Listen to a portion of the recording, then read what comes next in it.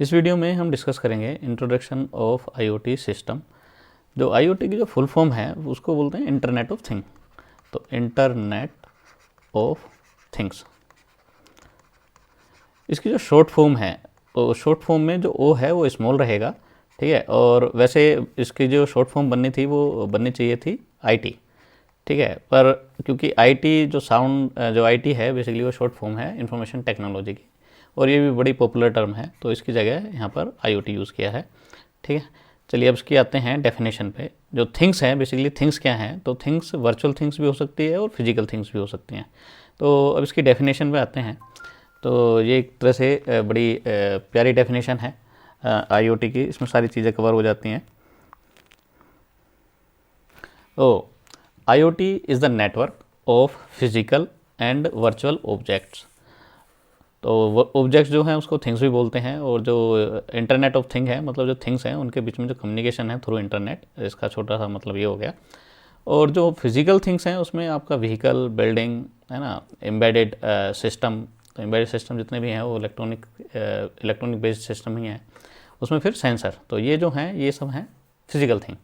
जो virtual things हैं तो वर्चुअल थिंग्स में है सॉफ्टवेयर है, ई बुक है ना, डिजिटल ऑडियो, वीडियो, पिक्चर, जो भी हम अपने लैपटॉप में, फ़ोन में जो भी हम ऑडियो वीडियो मतलब सॉन्ग हैं या कुछ मूवी है ना, या हमारी पिक हैं, वो सब जो हैं वो वर्चुअल ऑब्जेक्ट हैं सारे के सारे, या वर्चुअल थिंग्स हैं, ठीक है। तो and network connectivity that enables these object to collect and exchange data, that means communication through internet. तो ये इसकी डेफिनेशन है आईओटी की एक तरह से। और जितनी भी आईओटी की डेफिनेशन है उसमें सबसे मुझे प्यारी ये डेफिनेशन लगी, और भी बहुत सारी डेफिनेशन है, ठीक है, और सबका मतलब यही है। बस इसमें जो कवर किया है वर्चुअल ऑब्जेक्ट को भी कवर किया है, ठीक है। बाकी में नॉर्मली सब फिजिकल ऑब्जेक्ट को कवर करते हैं, ठीक है। अब आते हैं इसके आईओटी के और अलग अलग क्या नाम हैं। तो आईओटी के जो हैं अगर अलग अलग कंपनी के हिसाब से अगर नाम देखेंगे तो उसमें एक तो M2M, machine to machine communication बोलते हैं। एक है इंटरनेट ऑफ एवरीथिंग, ये सिस्को जो है, सिस्को सिस्टम्स है, उसने जो आईओटी है उसका ये इन्होंने उसका ब्रांड नेम दिया है अपनी आईओटी सिस्टम का। तो इंटरनेट ऑफ एवरीथिंग, तो IOE दिया है। तो एवरीथिंग में फिजिकल और जो आपके वर्चुअल ऑब्जेक्ट हैं दोनों हैं। ऐसे ही मशीन टू मशीन है, अगर दो मशीन आपस में कम्युनिकेट कर रही हैं थ्रू इंटरनेट, है ना, तो वो भी आईओटी में ही आ गया। तो बेसिकली जो आईओटी है उसमें सारे के सारे जो थिंग्स हैं, चाहे फिजिकल है चाहे वर्चुअल हैं, वो आपस में कम्युनिकेट करती हैं, ठीक है।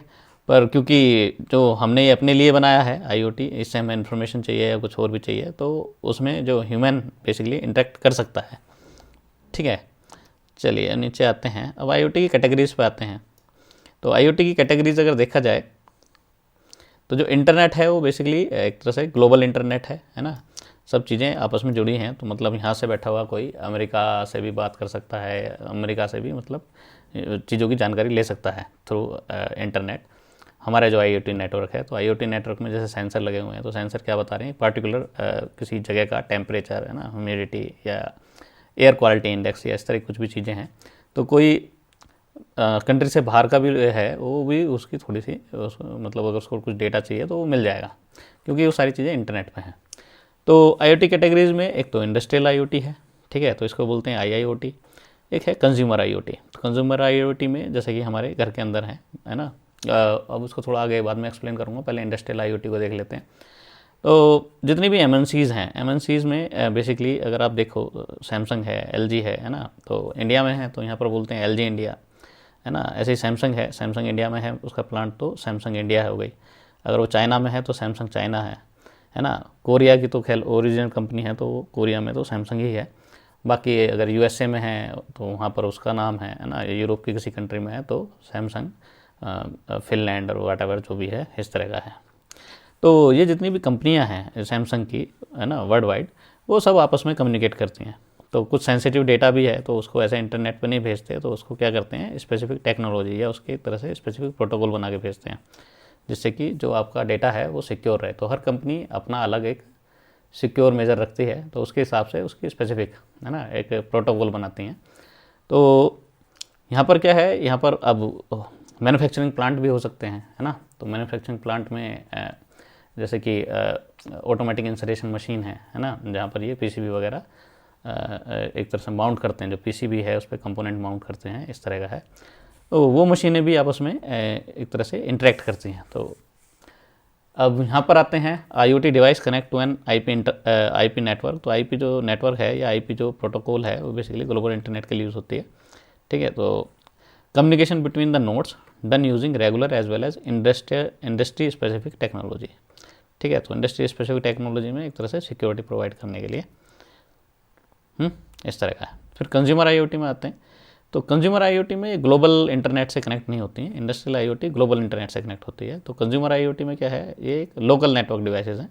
तो लोकल नेटवर्क डिवाइस के लिए जो कम्युनिकेशन है वो हम थ्रू ब्लूटूथ, जिगबी और वाईफाई इनका हम यूज़ करते हैं, ठीक है। तो जैसे कि हम अपने मोबाइल से अपना स्मार्ट TV चला रहे हैं ना, इस तरह का है, या लैपटॉप से कुछ कंट्रोल कर रहे हैं, या मोबाइल से अपना AC कंट्रोल कर रहे हैं। तो इस तरह की जो कम्युनिकेशन है ना, वो कंज्यूमर IoT वाले सेगमेंट में आते हैं, ठीक है।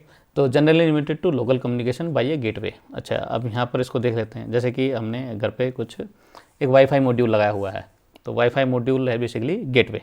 तो वाईफाई मॉड्यूल जो है उसके वाईफाई से बाकी हमने सारी चीज़ें अपनी कनेक्ट की हुई हैं, चाहे हमारा स्मार्ट TV है, अपना मोबाइल फ़ोन है, अपना लैपटॉप है, वो हमने सब उससे कनेक्ट किया हुआ है, ठीक है।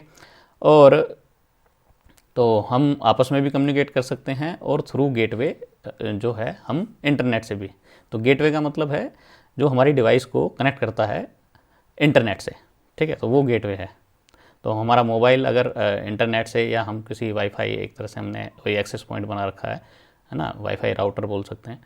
तो वाईफाई राउटर से हम अपना मोबाइल कनेक्ट करते हैं। तो जो वाईफाई राउटर है तो वो उस केस में क्या हो गया, गेटवे, क्योंकि हमारे मोबाइल को किससे कनेक्ट कर रहा है, इंटरनेट से कनेक्ट कर रहा है, ठीक। तो इस तरह का है। आगे चलते हैं। अब आते हैं जो आर्किटेक्चर है IoT की, इसको समझते हैं।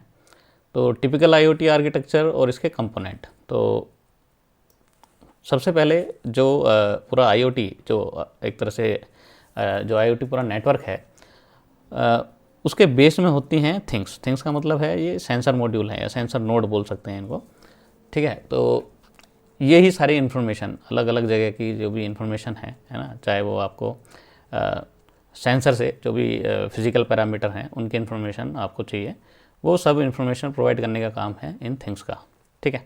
तो ये सब क्या है, अब यहाँ पर देखेंगे जो सर्कल में मैंने बनाया हुआ है, यहाँ पर ये सेंसर है, ठीक है। ये माइक्रो कंट्रोलर है, तो इसलिए माइक्रो कंट्रोलर होता है।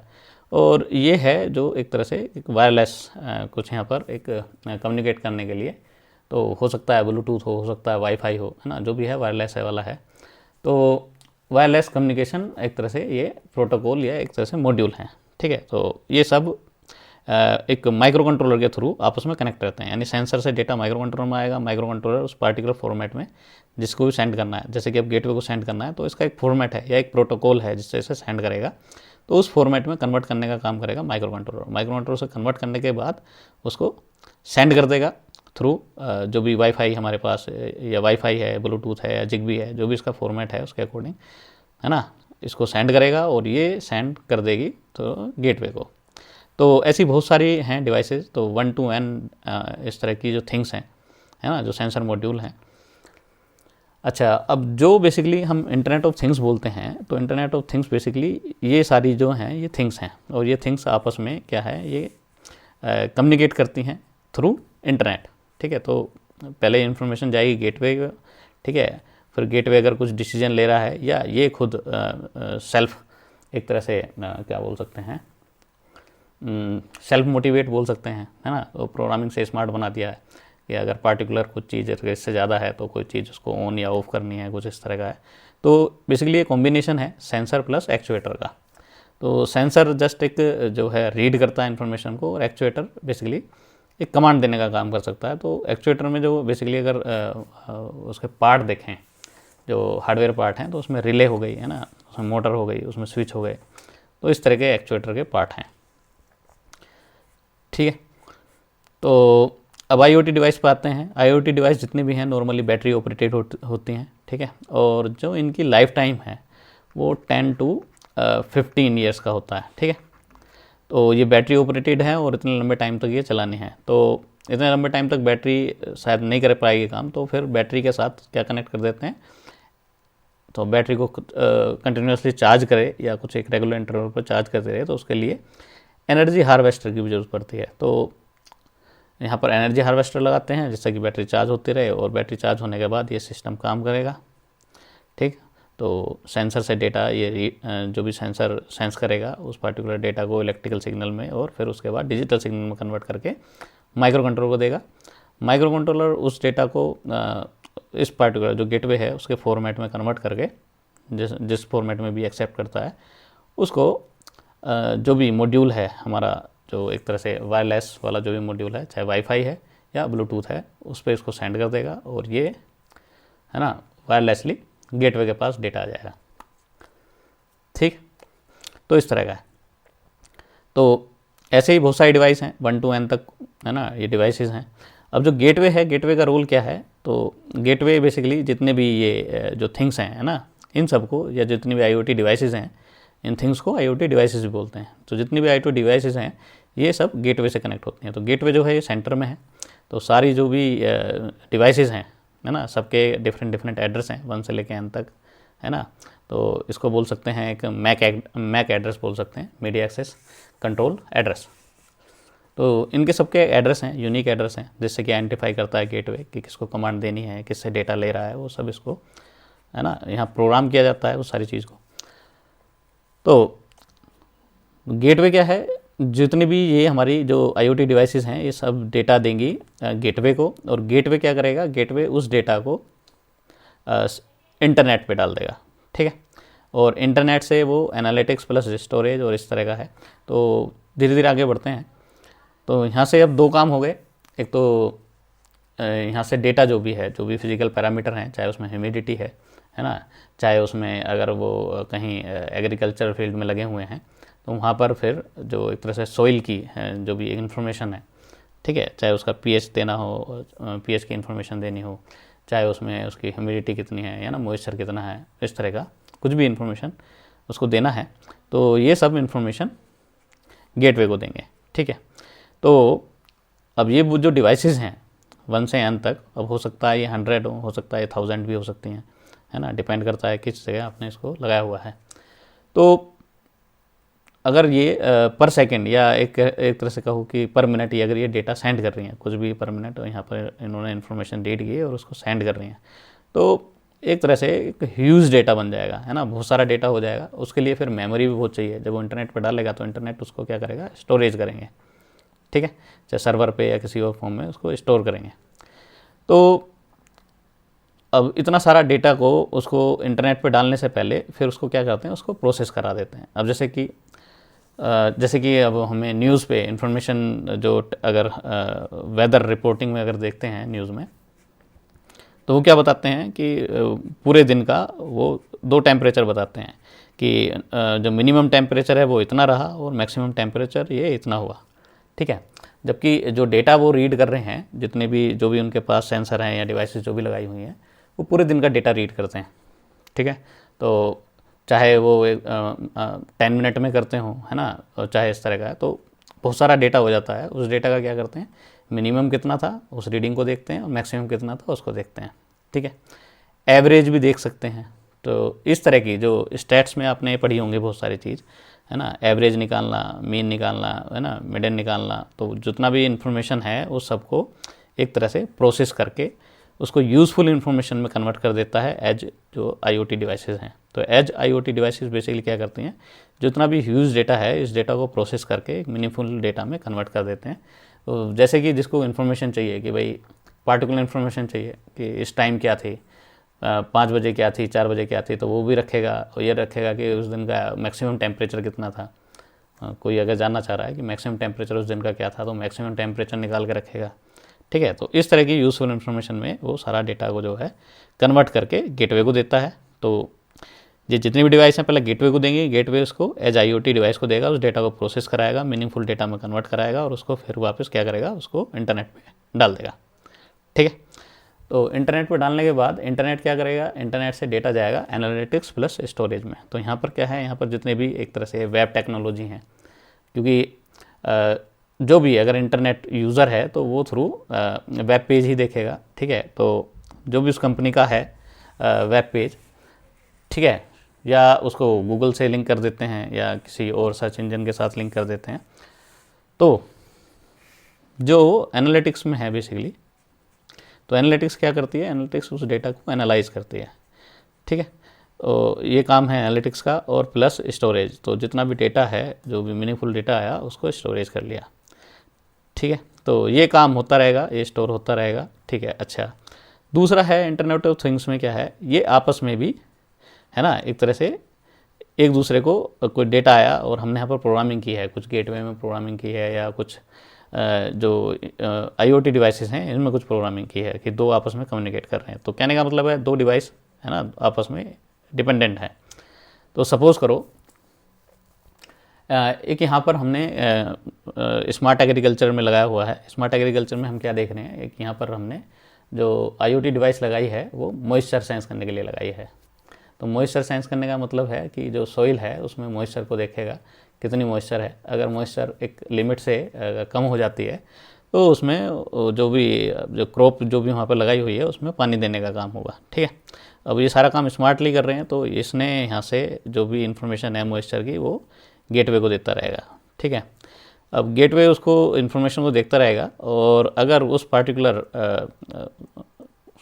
जो एक तरह से मॉइस्चर का जो होना चाहिए पार्टिकुलर मिनिमम जो मॉइस्चर होनी चाहिए, अगर उससे लेस होती है तो गेटवे कमांड देगा, है ना, एक्चुएटर को। एक्चुएटर में क्या हो गया, वहाँ मोटर हो गया जो इरिगेशन करने के लिए यूज़ कर रहे हैं, मोटर पंप, है ना।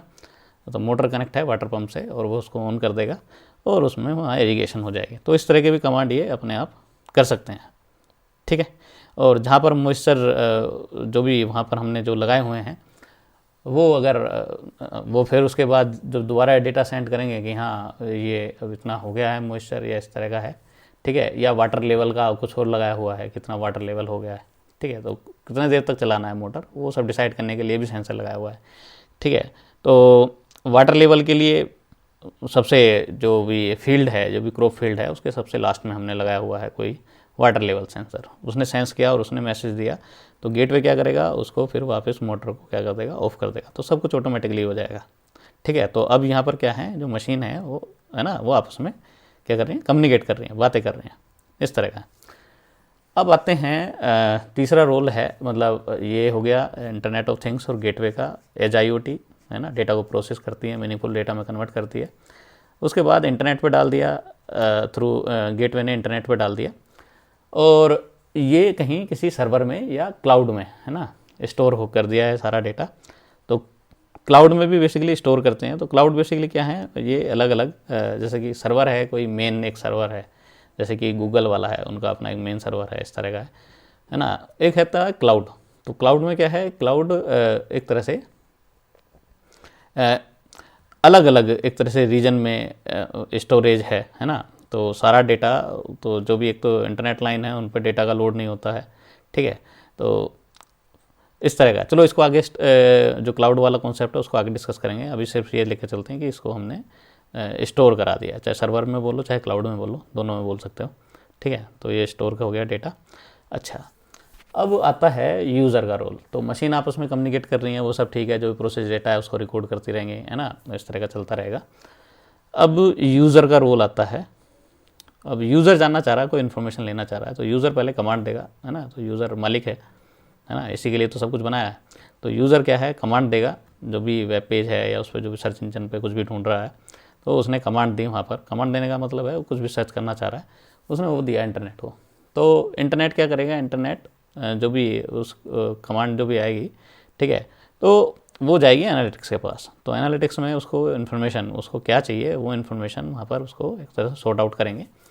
और अगर वो पार्टिकुलर इन्फॉर्मेशन है एनालिटिक्स में, है ना, जहाँ भी डेटा को प्रोसेस करके, और मतलब एग्जैक्टली यूज़र को चाहिए क्या, एग्जैक्ट क्या इन्फॉर्मेशन चाहिए, प्रिसाइज इन्फॉर्मेशन, वो या उसको निकाल के देता है एनालिटिक्स में, ठीक है। तो वो अपने स्टोरेज में ढूंढता है, ठीक है, कि उसको पार्टिकुलर बेसिकली क्या चाहिए, तो वहाँ से उसको निकाल के वो उसको प्रोवाइड करेंगे। तो ठीक है ना।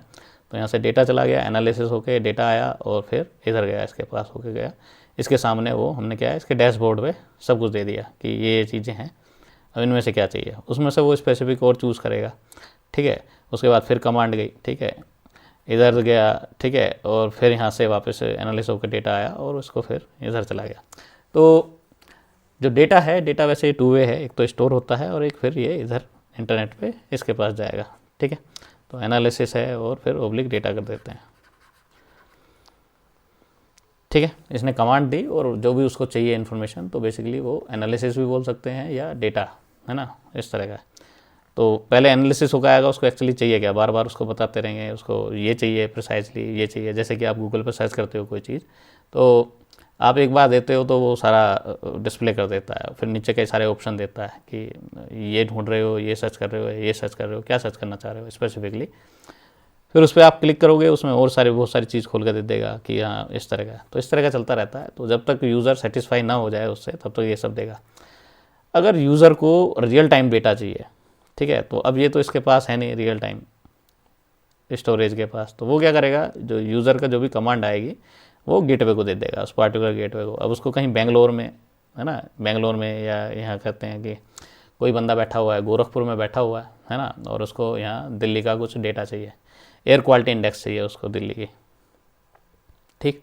तो यूज़र ने कमांड दी और वो इंटरनेट के थ्रू जो पार्टिकुलर जो गेटवे जो लगा हुआ है दिल्ली में, उस पार्टिकुलर लोकेशन में, ठीक है, वहाँ पर उसके पास कमांड जाएगी और गेटवे क्या करेगा, जो डिवाइसेस लगी हुई हैं अब उनको कमांड देंगे। तो ये यहाँ से कमांड जाएगी उस पार्टिकुलर उसके पास, वहाँ से डेटा उठ के आएगा कि क्या एयर क्वालिटी इंडेक्स है, ठीक है, इस टाइम, और वहाँ से डेटा उठ के गेटवे के पास आएगा, गेटवे इंटरनेट को दे देगा और इंटरनेट से यूज़र के पास चला जाएगा, ठीक है।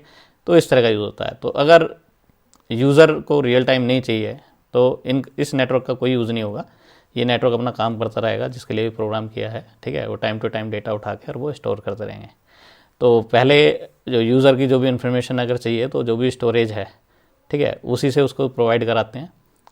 अगर वो सेटिस्फाई नहीं हो रहा या उसको कुछ और रियल टाइम चाहिए, है ना, तो जो भी उसमें नहीं है स्टोरेज में, वो क्या करेगा, वो फिर पार्टिकुलर गेटवे को, है ना, वो सारी गेटवे को कमांड देगा और गेटवे वहाँ से उस पार्टिकुलर जो IoT जो डिवाइसेस है उससे डेटा को उठा के लाएंगे, ठीक है। इस तरह का चलेगा, ठीक है जी।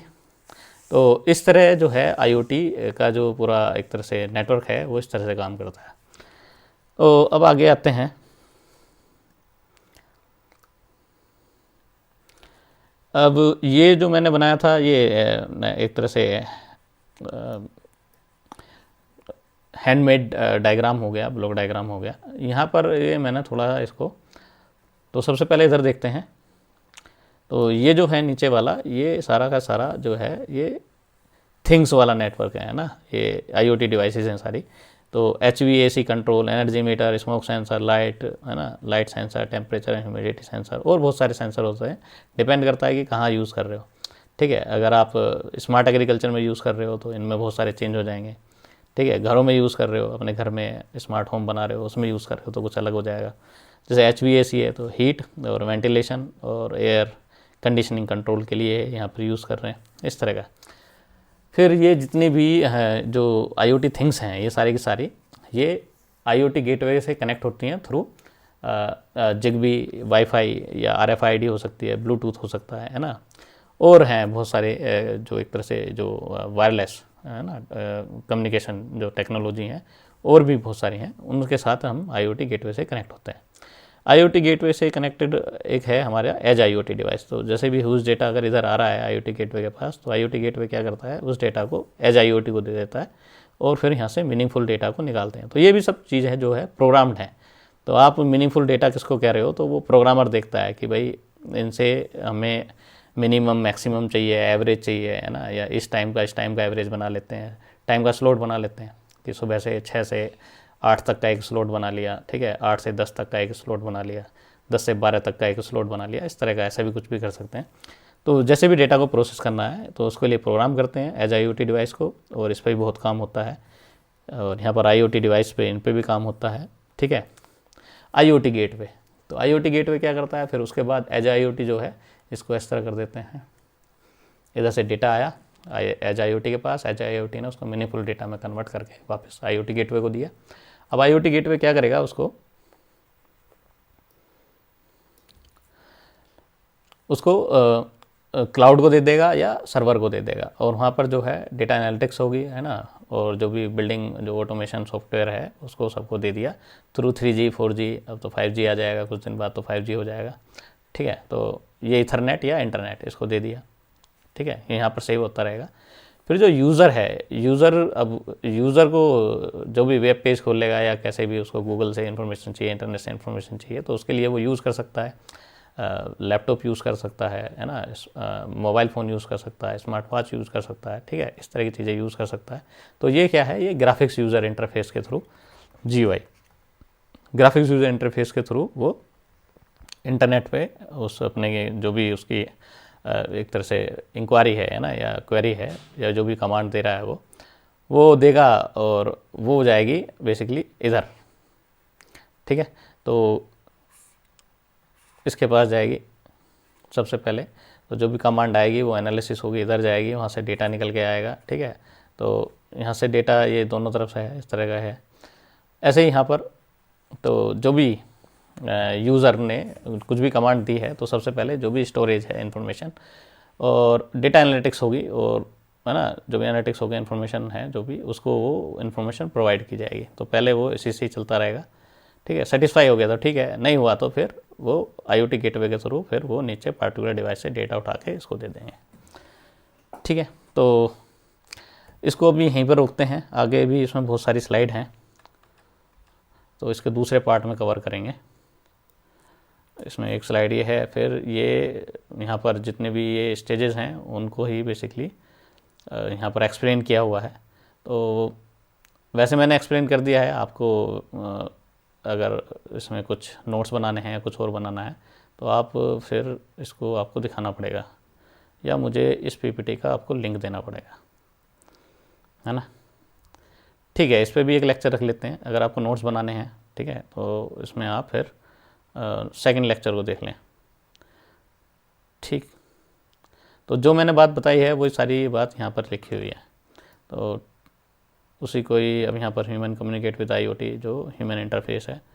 फिर आते हैं एप्लीकेशन ऑफ IoT पे, चलो इसको नेक्स्ट लेक्चर के लिए बचा के रख लेते हैं। फिर एक ये है IoT फॉर स्मार्ट एग्रीकल्चर, ठीक है। तो यहाँ पर क्या क्या स्मार्ट एग्रीकल्चर के लिए यूज़ करते हैं। फिर IoT application for smart home, IoT application for smart city, और ठीक है, ये थोड़ा प्रमोशन कर रहा हूँ।